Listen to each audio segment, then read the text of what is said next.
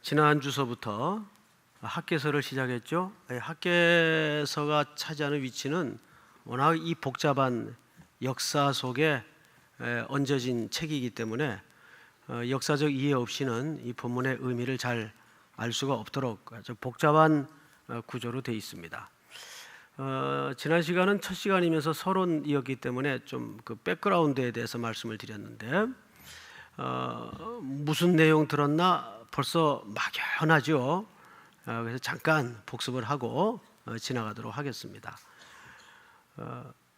바벨론이 전 세계를 패권을 잡고 있을 때 수많은 선지자들의 예언처럼 하나님을 배역했던 이스라엘 백성들이 바벨론의 포로로 전부 붙들려 갑니다. 그리고 나서 바벨론은 바사 제국에 의해서 역사의 지도에서 사라집니다. 그리고 바사 제국이 세계의 패권을 잡아요. 그때 왕이 고레스 왕이에요. 근데 이 고레스 왕은 패권을 잡자마자 식민지 국가로 붙들려 있던 모든 백성들에게 포용 정책을 펴서 전부 자유를 선포합니다. 너희 나라로 너희 옛 땅으로 다 돌아가라. 자, 그런데 이 고레스 왕에게 하나님의 영이 임해요. 특별히 이스라엘 백성들에게만은 돌아가되 예루살렘에 무너진 성전을 이렇게 재건하도록 하라는 놀라운 계시를 받게 됩니다. 그 은혜로 백성들은 다 자유가 되고 자기 옛 삶의 터전으로 돌아가서 명령대로 공사를 시작하는데 주변에 특별히 사마리아 쪽의 사람들이 매우 언짢게 생각을 했죠. 이 사람들이 나라를 회복하려 하는구나 해서 이미 고레스는 죽었고 그 후에 왕들에게 고소문을 하나 올립니다. 이 사람들이 독립을 하려고 합니다.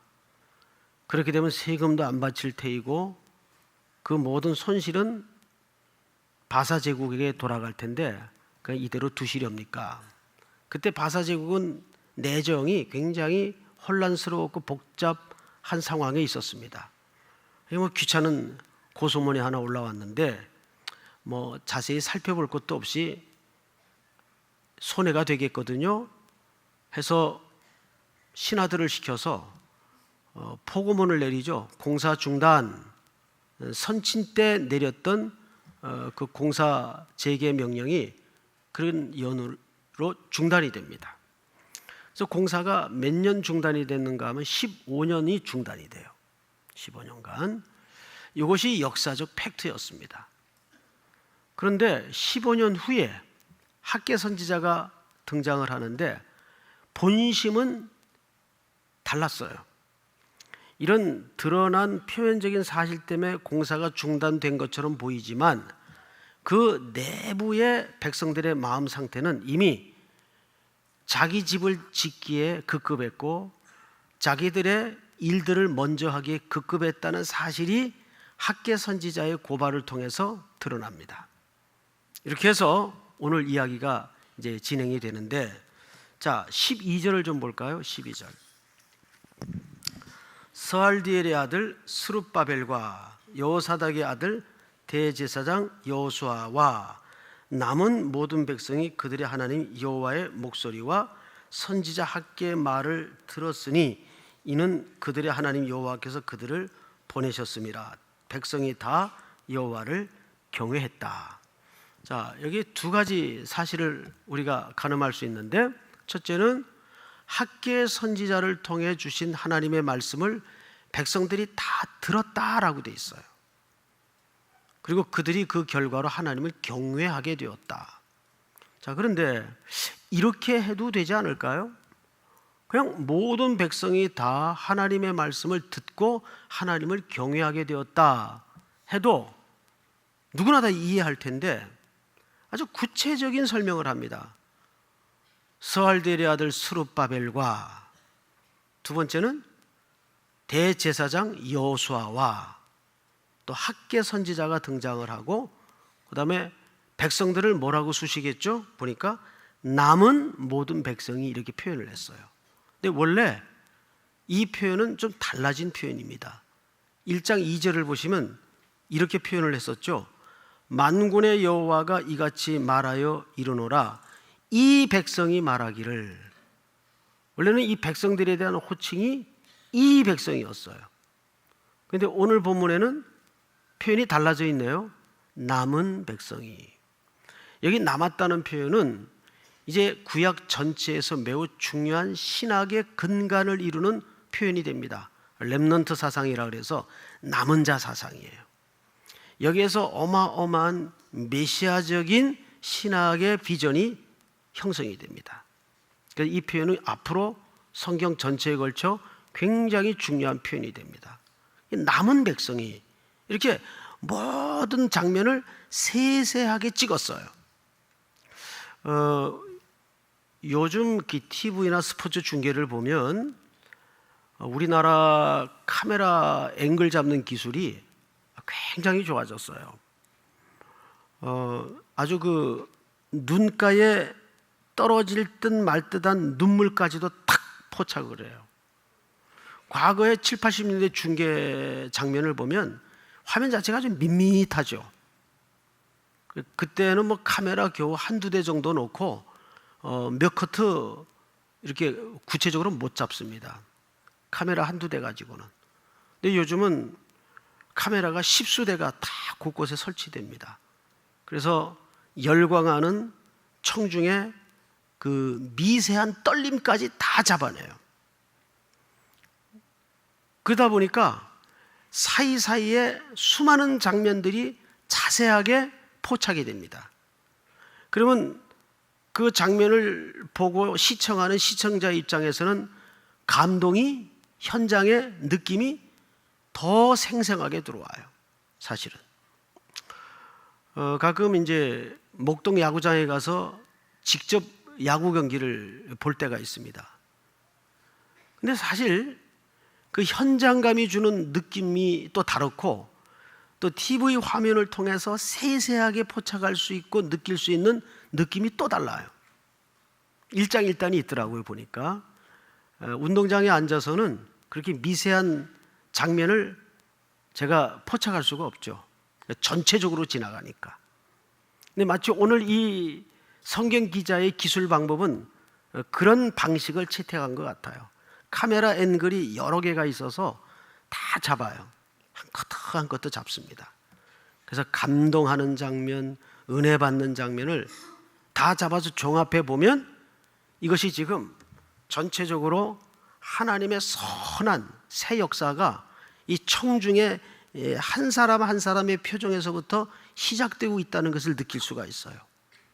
그래서 스룹바벨과 여호수아와 또 학계 남은 백성이 하나님의 말씀을 들었다 이렇게 되어 있습니다.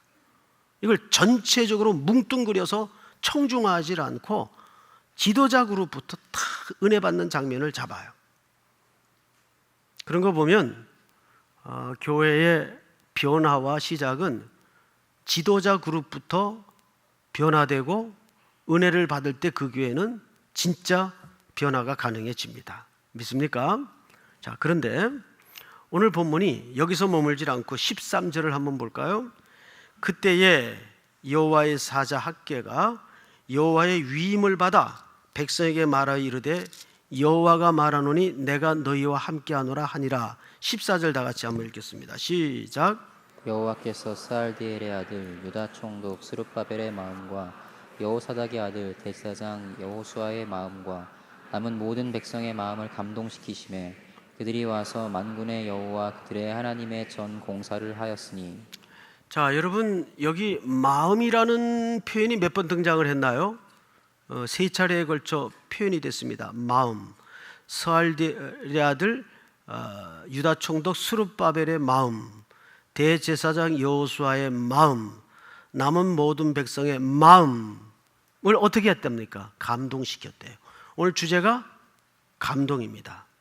보통 이제 이 감동이라는 주제는 오늘 이 시대에 굉장히 중요한 그 아이콘이 돼 있어요. 그래서 정부에서도 뭐 감동 프로젝트, 또 어느 이 음식점에 가면 고객이 감동할 때까지 뭐 이런 구호가 붙어 있어요. 그래서 요즘은 감동이 굉장히 중요한 가치입니다. 사람은 감동이 들어갈 때, 감동이 일어날 때 이 변화가 일어난다는 걸 사회가 알고 사람들이 다 알아요. 여기서 말하는 감동은 무엇이며 왜 마음이 그렇게 사람마다 표현이 되어 있을까요? 우선 여기서 말하는 마음은 우리가 이해하는 마인드가 아닙니다. 이 마음은 영을 얘기합니다. 루아흐라는 표현을 했는데 영, 이게 마음이 아니에요. 왜 영인가? 자, 우리 창세기 6장을 한번 자막으로 봅시다. 1, 2부 때는 이거 없었어요. 자, 뭐 같이 읽어볼까요? 시작. 여호와께서 이르시되 나의 영이 영원히 사람과 함께하지 아니하리니 이는 그들이 육신이 됨이라. 그러나 그들의 날은 백일 되리라 하시니라. 본문을 보시면 타락한 인간을 향해서 하나님이 선언하신 정의입니다. 나의 영이 영원히 사람과 함께하지 아니하리니 이는 그들이 뭐가 됐다고요? 여기 육신이 됐다는 말은 우리 이런 몸뚱아리를 얘기하는 게 아니고 피지컬한 이런 몸을 얘기하는 게 아니고 하나님과 반대되는 죽은 영이 되었다 그 말이에요. 쉽게 얘기하면 육체, 옛날 성경에는 육체가 됨이라 이렇게 표현을 했었어요. 그러나 그들의 날은 120년이 되리라 하시니라.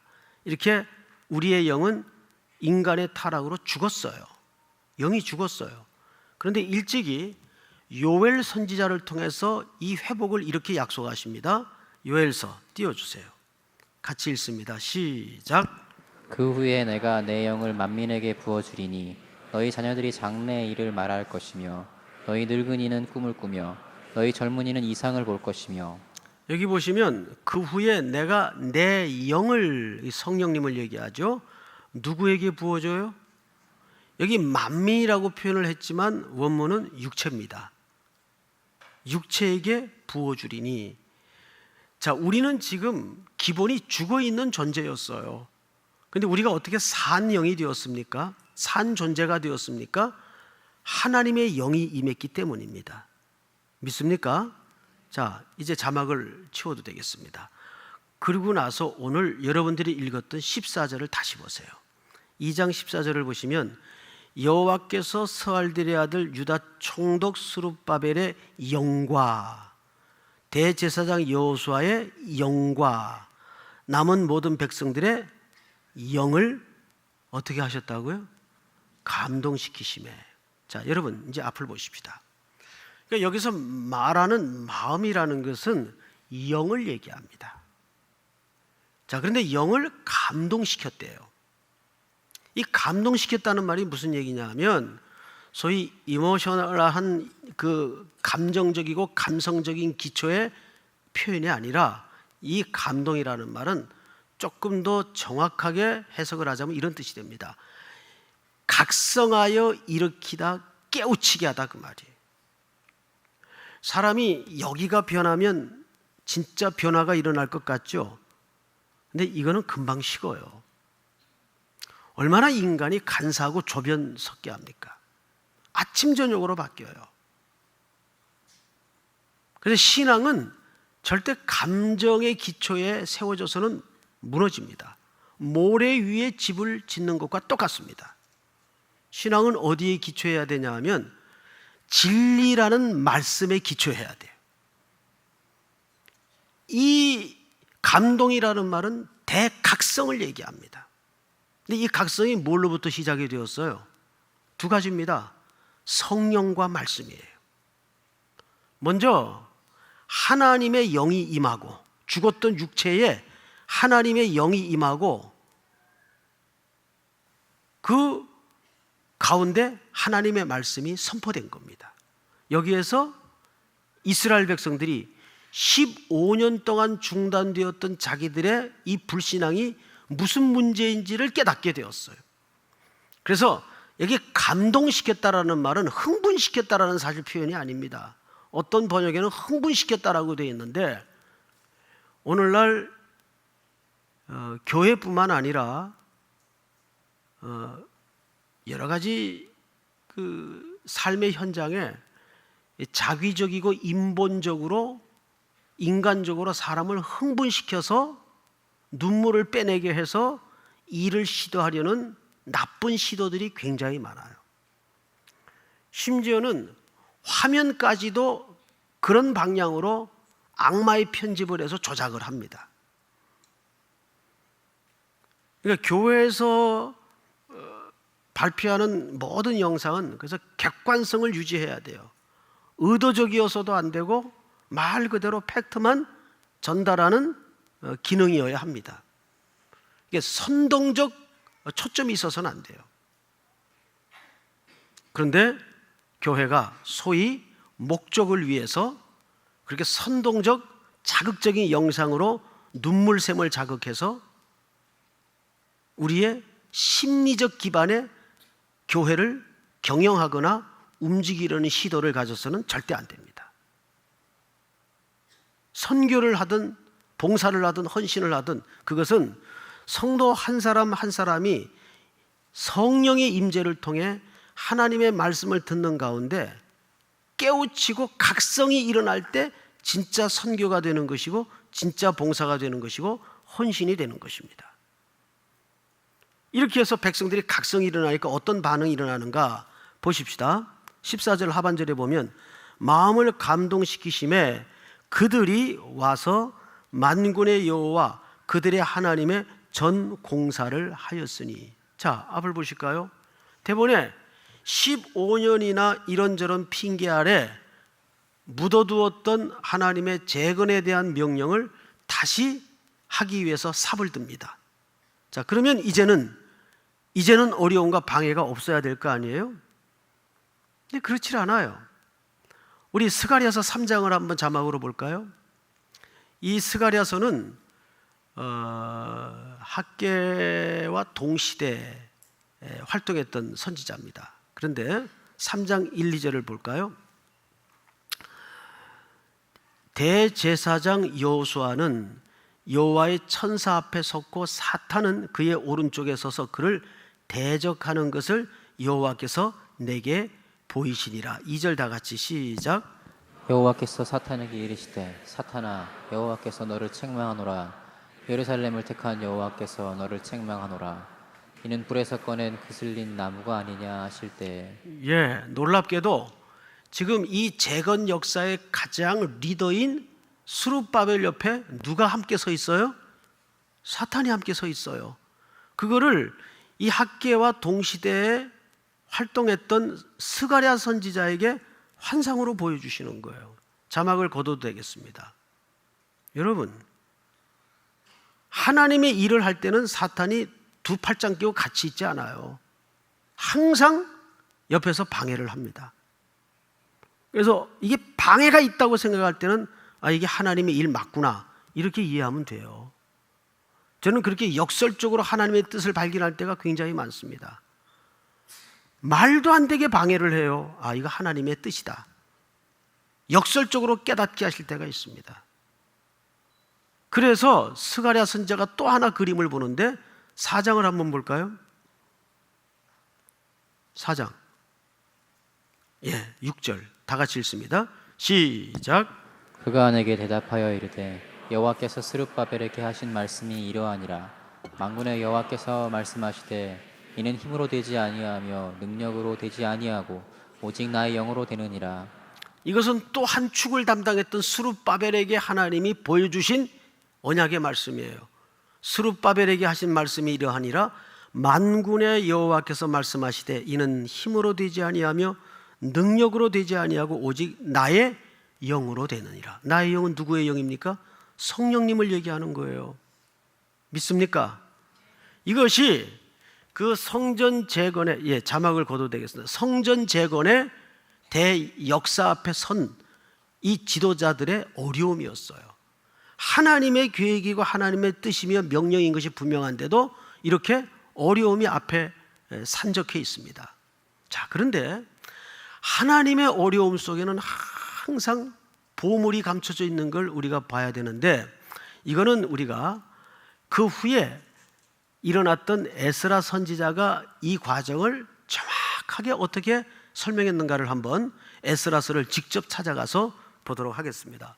에스라서 5장, 성경을 다 엽시다. 에스라서 5장 앞에 보면 4장 24절이 있죠. 자, 우리 전체 성도들이 한번 먼저 4장 24절을 읽습니다. 시작. 이에 예루살렘에서 다시 시작. 이에 예루살렘에서 하나님의 성전 공사가 바사왕 다리오 제2년까지 중단되니라. 예, 이것은 먼저 중단되었던 사실을 기록했어요. 몇 년 중단됐었다고요? 한 15년 정도가 중단이 됐어요. 그리고 이제 5장으로 넘어와서 제가 좀 읽겠습니다.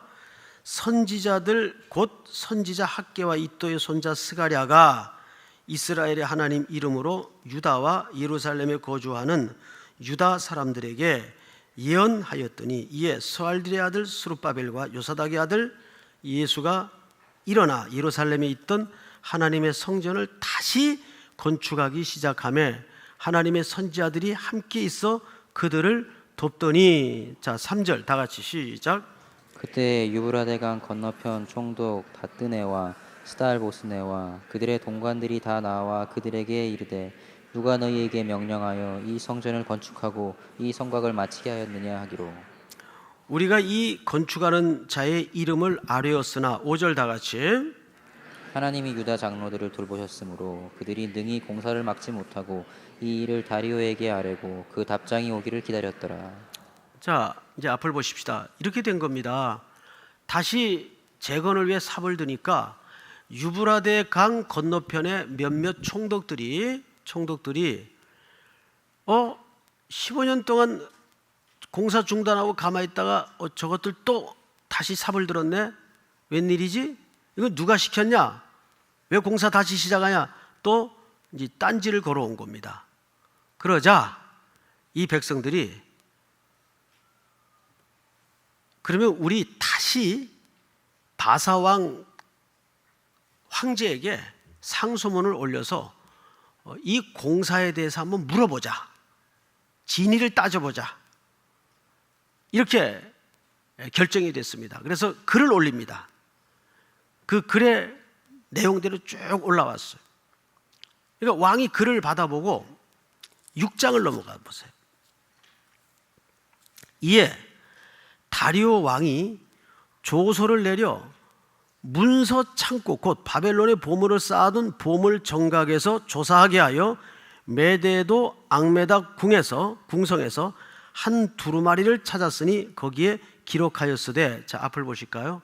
선조 때 유다 백성을 돌려보내면서 성전을 재건토록 했던 문서 하나를 발견한 겁니다. 오히려 주변 나라의 그 방해를 위한 상소문이 사실상 역사의 진실을 드러내는 동기가 되고 말았어요. 옛 바벨론 창고에서 고레스 왕 때 내렸던 조서 하나가 발견이 된 겁니다. 그 발견 내용을 좀 보십시다. 자, 3절. 거기에 기록하였으되 고레스 왕 원년에 조서를 내려 이르기를 예루살렘에 있는 하나님의 성전에 대하여 이르노니 이 성전 곧 제사 드리는 초소를 건축하되 지대를 견고히 쌓고 그 성전의 높이는 60규빗으로 너비도 60규빗으로 하고 큰 돌 3켜에 새 나무 1켜를 넣으라. 그 경비는 다 왕실에서 내리라. 자, 앞을 보실까요? 이게 원본이에요. 방해를 하려고 했던 사람들의 상소문 때문에 이 성전 재건에 명령을 내렸던 고레스 선왕의 문서 하나가 발견이 됐는데, 그 문서의 내용은 놀랍게도 이 성전을 어떻게 재건할 것인지 수치까지, 게다가 더욱 놀라운 것은 거기에 들어가는 모든 경비를 어디서 내기로 돼 있어요? 바사의 왕실에서 내도록 돼 있어요. 몰랐던 사실까지 지금 드러난 겁니다. 자기들 꾀에 넘어가서. 자, 어떻게 되는가 한번 보십시다. 4절, 5절 보십시다. 또 느부갓네살이 예루살렘 성전에서 탈취하여 바벨론으로 옮겼던 하나님의 성전 금, 은 그릇을 돌려보내어 예루살렘 성전에 가져다가 하나님의 성전 안 각기 제자리에 둘지니라 하였더라. 자, 7절, 6절 다 같이 시작. 이제 유브라데 강 건너편 총독 다드네와 스달보스네와 너희 동관 유브라데 강 건너편 아바삭 사람들은 그곳을 멀리하여 하나님의 성전 공사를 막지 말고 유다 총독과 장로들이 하나님의 이 성전을 제자리에 건축하게 하라. 8절 다 같이 시작. 내가 또 조서를 내려서 하나님의 이 성전을 건축함에 대하여 너희가 유대 사람의 장로들에게 행할 것을 알리노니 왕의 재산 곧 유브라데 강 건너편에서 거둔 세금 중에서 그 경비를 이 사람들에게 끊임없이 주어 그들로 멈추지 않게 하라. 그 선왕에 발견된 문서에 따라서 모든 공사를 다시 시작하게 하고 주변 사람들은 떨어져라. 그리고 이 경비는 문서대로 끊임없이 대주도록 해라. 이걸 뭐라 그래요? 대박. 그러니까 항상 역사는 진의를 드러내도록 되어 있습니다. 그리고 시간은 진상을 드러내도록 되어 있습니다. 우리가 누구에게 맡겨야 돼요? 하나님 앞에 맡기면 되는데 이들은 온갖 핑계로 자기들의 집 짓는 데 빨라서 15년간을 불순종에 낭비된 세월을 보냈다고요. 게다가 오늘 학계로 넘어가면 신기한 기록 하나가 있어요. 마지막으로 그 부분을 좀 보도록 하겠습니다. 자, 학계서 1장 15절을 볼까요? 그때는 다리오 왕 제2년 여섯째 달 며칠입니까? 6월 24일이에요. 그런데 이 일이 언제부터 시작이 된 일인가 한번 보십시다. 1장 1절만 다 같이 읽습니다. 시작. 다리오 왕 제2년 여섯째 달 곧 그 달 초하루에 여호와의 말씀이 선지자 학계로 말미암아 스알디엘의 아들 유다 총독 스룹바벨과 여호사닥의 아들 대제사장 여호수아에게 임하니라. 이르시되. 자, 며칠부터 시작된 일입니까? 6월 1일. 그러면 이것이 며칠 안에 일어난 일이죠? 23일 동안 안에 일어난 일이에요. 그런데 6월 1일부터 24일까지는 유대인의 원력상 1년 중 7월의 절기를 준비하느라고 가장 바쁜 달입니다. 얼마나 핑계대기 좋아요. 옛날 같으면 가장 바쁜 달이에요. 집집마다 7월의 절기를 위해서 가장 분주했던 달입니다. 근데 그 기간 동안에 이 백성들이 어디에 앉아 있었어요? 하나님의 말씀 앞에 앉아 있었어요. 그리고 그 말씀이 성령과 함께 영혼 속으로 들어가자 그들에게 각성이 일어나고 그 영이 살아나기 시작합니다. 그리고 그 각성은 행동으로 옮겨지고 그 행동은 과거와 같이 방해가 있었지만 오히려 그 환난과 방해가 역사의 진상을 드러내서 이 성전이 지어지는 모든 재정까지 하나님께서 외부인들의 헌납으로 이루어지게 만듭니다. 만유는 주의 것이기 때문입니다. 사랑하는 성도 여러분, 오늘 이 말씀이 또 8월 한 달을 열어가는데 과연 우리는 가장 이 시대에 한국교회가, 우리 삼일교회가 회복을 위해 중요한 게 뭘까? 결국은 하나님의 말씀 앞에 앉는 일입니다. 그리고 성령의 은혜를 매일매일 사모해야 될 거예요. 믿습니까? 이 성령과 하나님의 말씀이 우리 교회를 살리고 한국 교회를 살리는 귀한 동력이 될 수 있기를 주의 이름으로 축원합니다. 다 일어나십시다. 주를 위한 이곳에 예배하는 자들 중에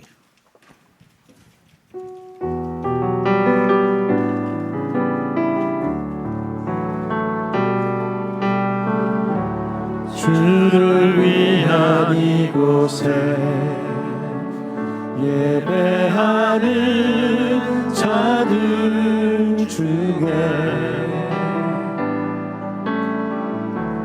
그가 찾는 이 없어 주님께 주님께서 슬퍼하시네.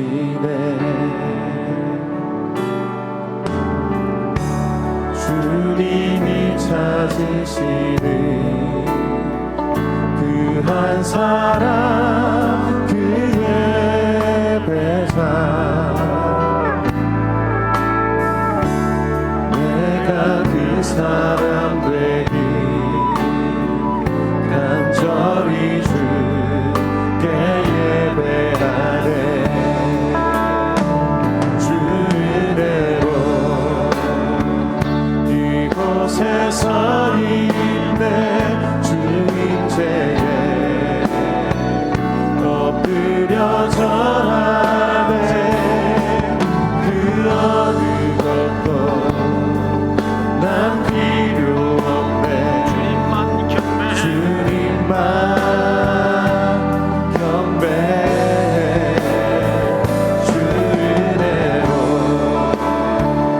이곳에 서 있네. 주 임재에 엎드려 절하네. 그 어느 것도 난 필요 없네. 주님만 경배해. 주 은혜로 이곳에 서 있네. 주 임재에 엎드려 절하세. 그 어느 것도 난 필요 없네. 주님만 경배해. 주 은혜로 이곳에 서 있네. 주 임재에 엎드려 절하네. 그 어느 것도 난 필요 없네. 주님만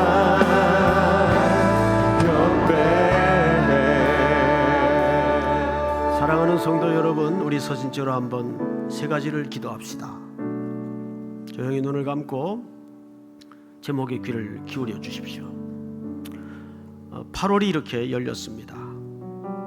참 많이 더운 달입니다. 우리는 여러 가지로 마음의 이유를 댈 수 있고 합리화시킬 수 있지만 항상 그때마다 오늘 말씀을 기억하십시다. 너희는 먼저 그의 나라와 의를 구하라. 방금 우리가 올려드렸던 찬송 가사의 고백처럼 오 하나님, 8월 한 달 동안에도 예배의 자리를 내 생의 첫 자리로 기억해 하여 주시옵소서. 예배가 무너지면 다 무너지는 것입니다. 저는 그렇게 믿습니다. 그리고 두 번째는 내일부터 진행되는 영더 울진 선교를 위해서 기도해 주십시오. 이제 화요일부터 출발을 합니다. 200명이 넘는 아이들이 이번에 같이 떠나는데 저는 그 아이들 어떡하나 걱정했는데 그 아이들 때문에 오히려 전도가 잘 된다 그래요. 어린 영혼까지 선교의 선봉에 서서 놀라운 하나님의 앞서 행하시는 기적을 보는 선교가 되게 하여 주시옵소서. 그리고 오늘 주신 말씀 붙들고 주여 한번 부른 다음에 기도합니다.